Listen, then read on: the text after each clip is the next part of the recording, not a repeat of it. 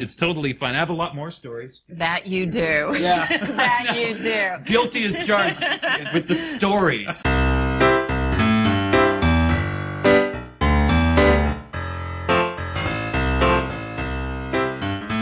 Hey everybody, welcome once again to I've Got Something to Say, the podcast where I tell you little stories from my life. Tonight's episode is entitled, I'm Not Crying, You're Crying. Oh wait, you're crying. Like most of the accomplishments, and I'll use that word in quotes, that I've achieved in my life, grad school happened by accident and through no real effort or planning of my own.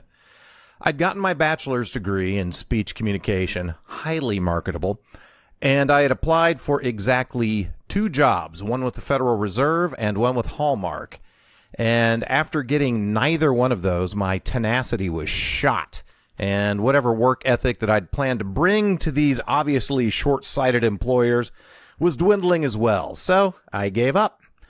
And I was lamenting about my situation to my academic advisor, who also happened to be the chair of the English department. And for reasons beyond my understanding to this day, he thought that a kid complaining about not getting a good job after 2 tries would be a good candidate for grad school. So he was talking to me about the options for going into the English department's graduate program and even offered me an assistantship, which I thought was cool, but I didn't really know what it was. So I said, okay, what's an assistantship? He explained it to me, and not only would I get free school with my tuition and books paid for, but I would also get a stipend of $500 a month. And the only catch was I had to work 10 hours a week in the Talent Development Center, where I'd be helping foreign exchange students and student athletes work on their papers for English classes.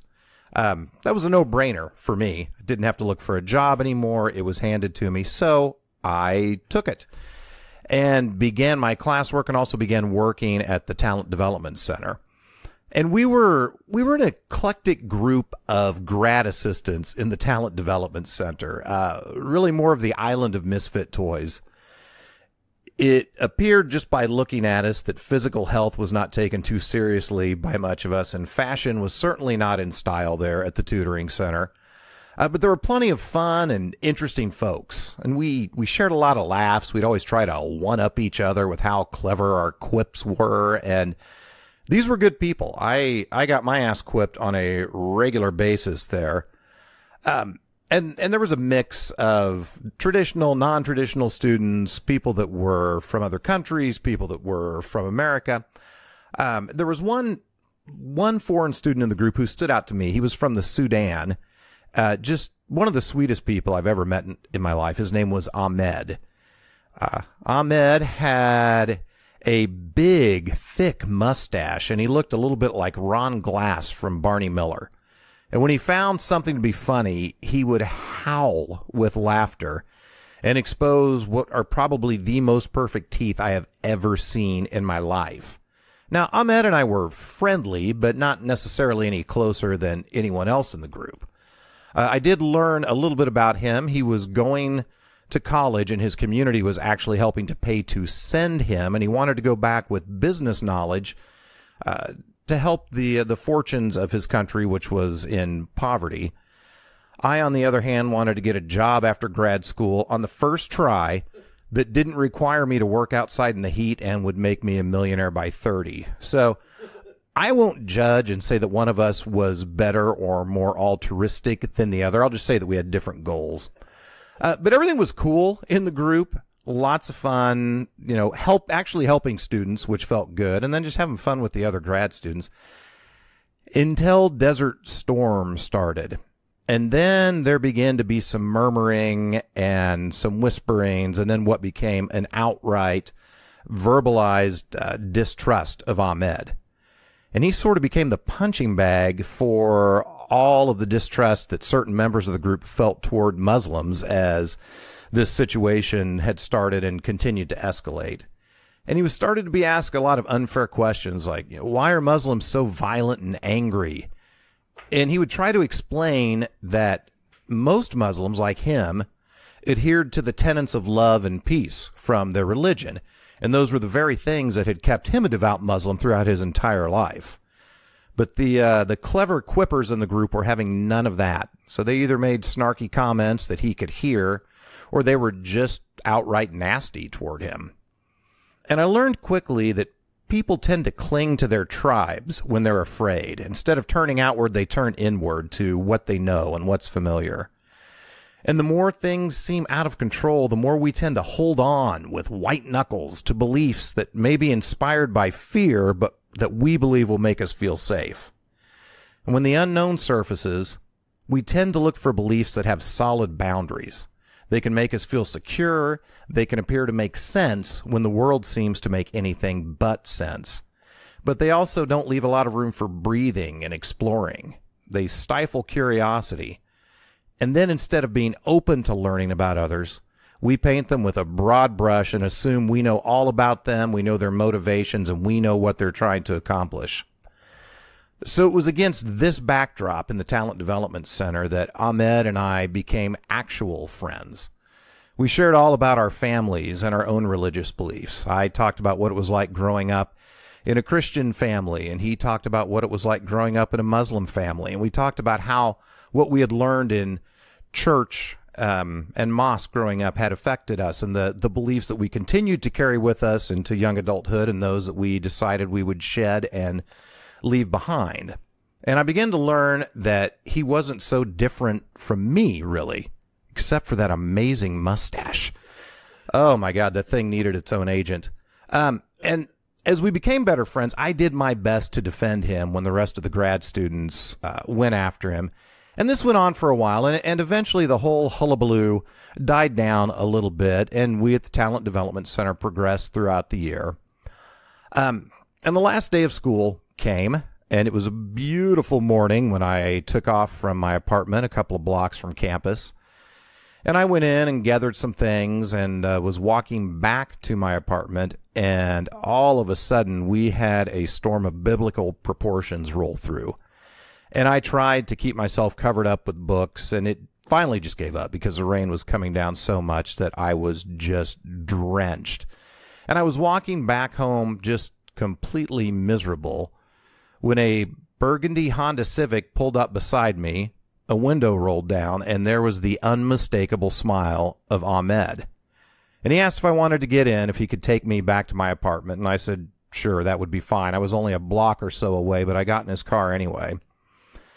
And he pulled into my driveway and just stopped. And we sat there in silence for several moments. I have no idea how long.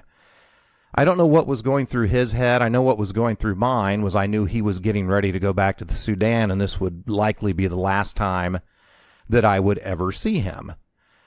And we sat there in a comfortable silence, in a familiarity with each other that filled up the entire cabin of the car that didn't really call for words. And in that moment, he reached over and grabbed my hand. And for two men in their early 20s to just sit and hold hands may sound odd, certainly was 30 years ago, but it felt like your favorite hoodie sweatshirt. It just felt right. And he said a simple little sentence. He just looked at me and said, "My friend, it is good to see you." And we sat there in that moment, and something happened, and the inside of that car became magic. And tears streamed down both of our faces as we sat there. Neither one of us ashamed that we were crying, neither one of us uncomfortable that we were holding hands, and we just took in what was happening in that moment. Now, years from then, I came across Rumi, who was a Sufi and one of the what they call the whirling dervishes in the Muslim tradition. If you don't know what this is, they were a little bit more about the experience of the Almighty as opposed to like what priests would be, who are a little bit more about the ritual and the ordinances, sort of the differences between monks and priests, if you will. I read one time that there were Buddhists and Catholics that came together, both priests and monks. And they found that the priests would bicker with each other about beliefs and rituals and who was right and who could maybe do things differently. But the monks of these completely different traditions just totally got along, because instead of being involved in the ritual, they were more involved in the experience. And so these Sufis, much like the monks, were involved in the experience of God. And what they would do, and the way they got the title, the Whirling Dervishes, is they would be overcome by the experience, and they would start to dance and spin around. And then their disciples would sit around them, and as they were twirling and spinning, they would start to spit out verses and ideas and poems that came to their mind while they were having this experience, and then their disciples would write them down. And so Rumi has tons and tons of verse attributed to him from his experience with God. And there's one particular poem, it's a little bit longer than what I'm going to share, but there's one line in there that I came across years after my experience with Ahmed that just made me think about that experience. And it's this: out beyond the ideas of right doing and wrongdoing, there is a field. I will meet you there. To me, that line speaks to experience over definition, over letting go of the need to define and to classify and to make sense and to put things in their proper containers so that we can understand them, and to just let be what will be. So instead of needing to know where something fits, you just let go and you take it all in. It's like meditation, or it's like, for some people, extreme sports. They get into these activities and they let go of what's going on in the mind and the categorizing and the judging, and they just experience. That, for me, was one of the most beautiful times in my life, sitting there with Ahmed, experiencing communion with someone who grew up around the world in a completely different tradition, but realizing that we were in that same field, so totally removed from the ideas and the judgments of what's right and what's wrong and what's the proper way to do things. Now, I've not seen Ahmed since that day, nearly 30 years ago. I hope he's doing well, and I hope he's made a difference for the people in his community who saw enough promise in him to send him over here to get trained. And Ahmed, my friend, if you ever hear this story, I hope we get to have a hang in that field again soon. That's it for this edition of I've Got Something to Say. I want to give special thanks once again to our good friends here at KCTK Radio, and especially Paul for producing I've Got Something to Say and making this happen. If you've got thoughts, if you've got ideas, questions about anything that we talk about on this program, please feel free to reach me on email at cwhiting11@gmail.com. Until next time, my friends.